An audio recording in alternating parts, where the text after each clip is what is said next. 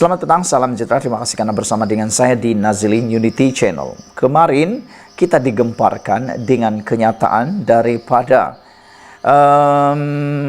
Speaker Dewan Rakyat apabila beliau mengatakan akan mempertimbangkan dan telah mengusulkan untuk memaparkan nama ahli parlimen yang ponteng ke sidang Dewan Rakyat.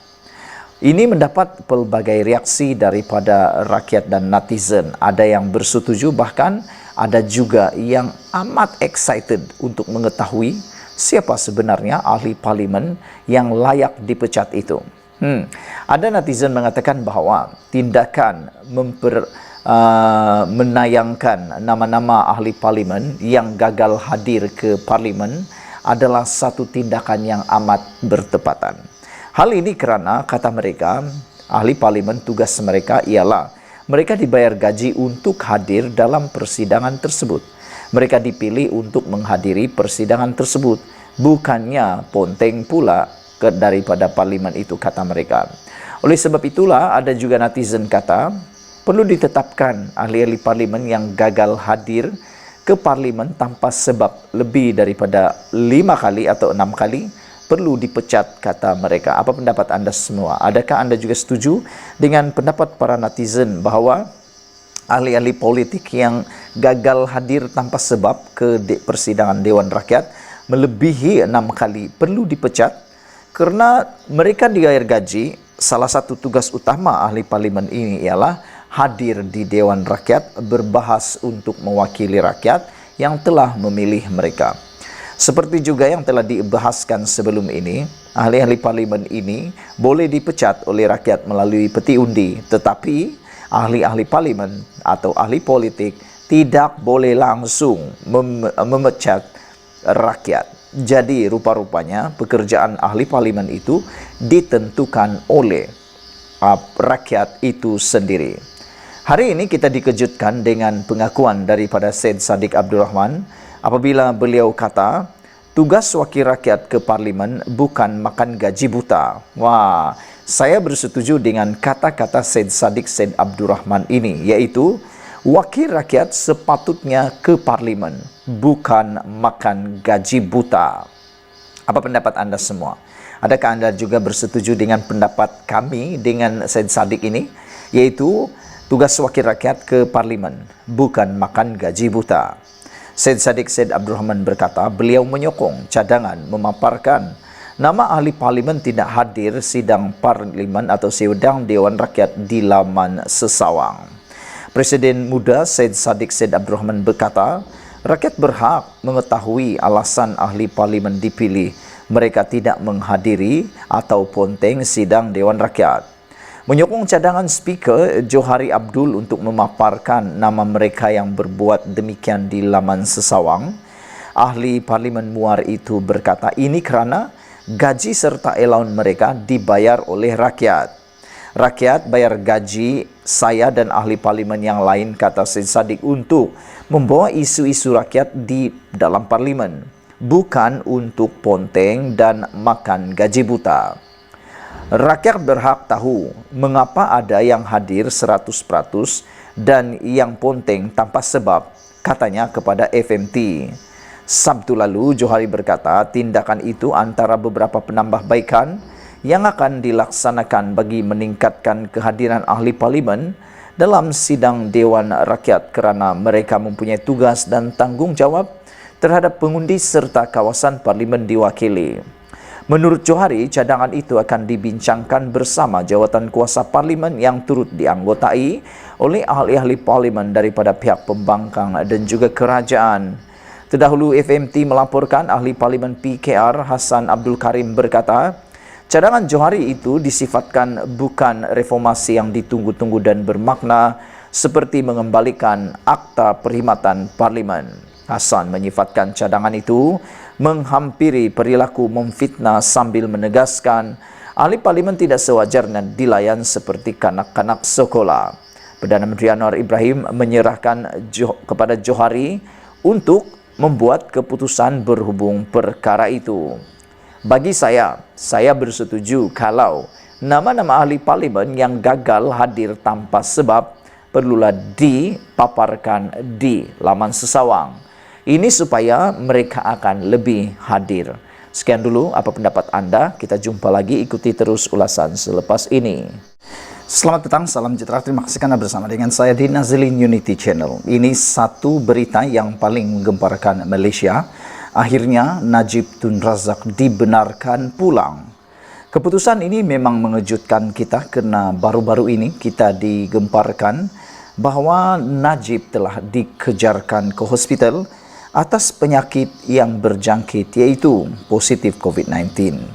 Saudara-saudara sekalian, Najib hari ini dikabarkan telah pun dibenarkan pulang ke penjara Kajang. Bekas Perdana Menteri Najib Razak dibenarkan pulang semula ke penjara Kajang setelah dimasukkan ke Hospital Kuala Lumpur 2 hari lalu. Najib sebelum ini dikejarkan ke Hospital Kuala Lumpur selepas mengalami demam panas pada 31 Oktober.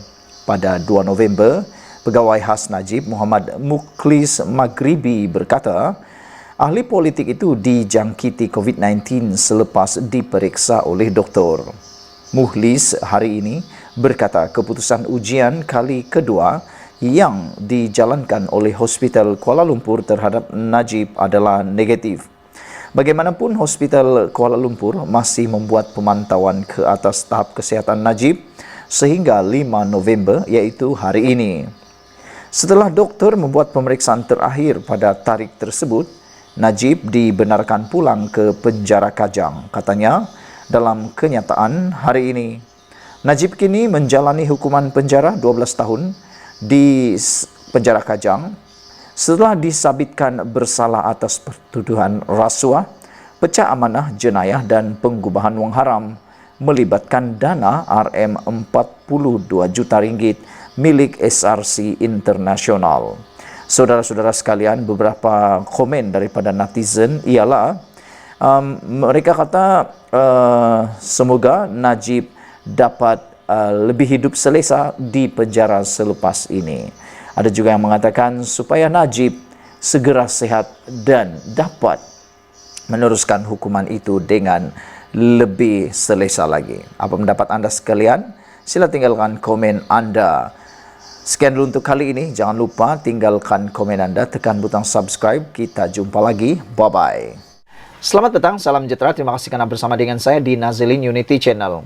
1 jam selepas ahli parlimen Kuala Kangsar digantung keahlian oleh Bersatu selama 4 tahun, ini yang berlaku kepada beliau dan juga kepada Anwar Ibrahim.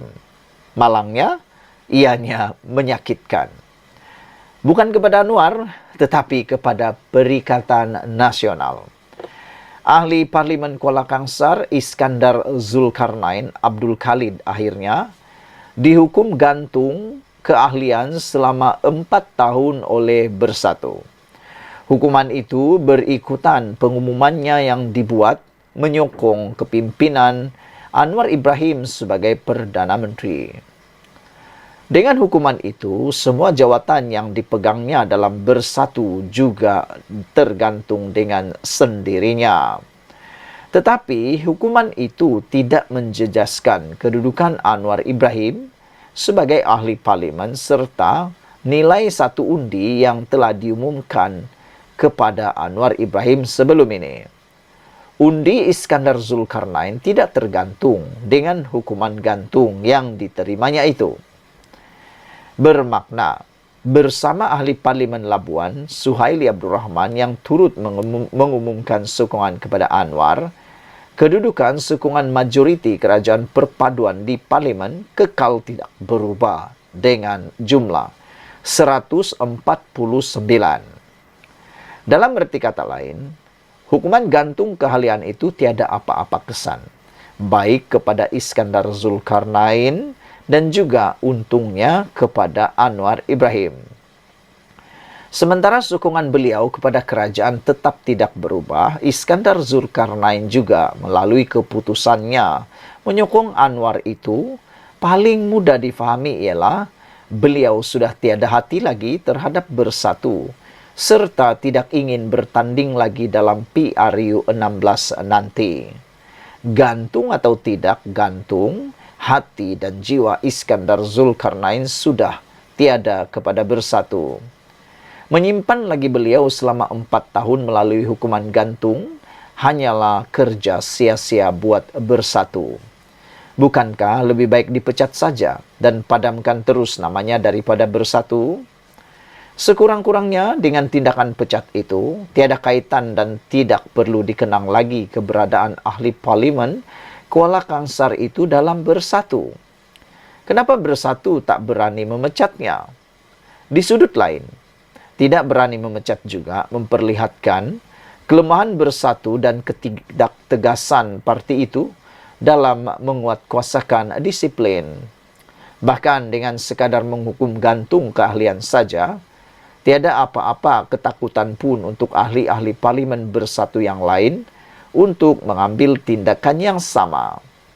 Apalagi dengan bersatu yang dilihat semakin tiada masa depan, selagi dipimpin Muhyiddin Yassin yang pernah gagal sebagai Perdana Menteri dan ada pula kes mahkamah menunggunya, tidak rugi apapun jika ahli parlimen mereka yang sedia ada memilih tidak lagi bertanding dalam PRU 16 akan datang nanti. Saudara-saudara sekalian, yang penting ialah dengan memilih memberi sokongan kepada kerajaan berserta peruntukan yang diterima untuk menjaga kawasan masing-masing, walaupun akibatnya akan digantung keahlian, tapi khidmat sebagai ahli parlimen boleh dilaksanakan dengan sebaik mungkin. Sebagai wakil rakyat, apakah yang lebih bernilai selain kemampuan berkhidmat dengan baik dan menggembirakan hati pengundi? Lainlah kalau mereka kaya macam Muhyiddin, kata Sabudin Hussein. Beberapa komen daripada netizen cukup melucukan. Ada yang mengatakan bahawa tanya saja Hadiawang apa yang perlu dilakukan lagi. Ada juga yang mengatakan bahawa mereka mahu supaya cepat-cepatlah daripada PAS pula memberikan komen tentang hal ini. Sebelum kita berpisah, jangan lupa tinggalkan komen Anda. Komen Anda itu percuma. Dan yang lebih penting, bantu saya menekan butang subscribe itu percuma untuk membangkang channel ini. Sekian dulu untuk kali ini. Jangan lupa tinggalkan komen Anda. Sila tekan butang subscribe. Malaysia kita punya. Kita jaga sama-sama cintai Malaysiaku. Bye-bye.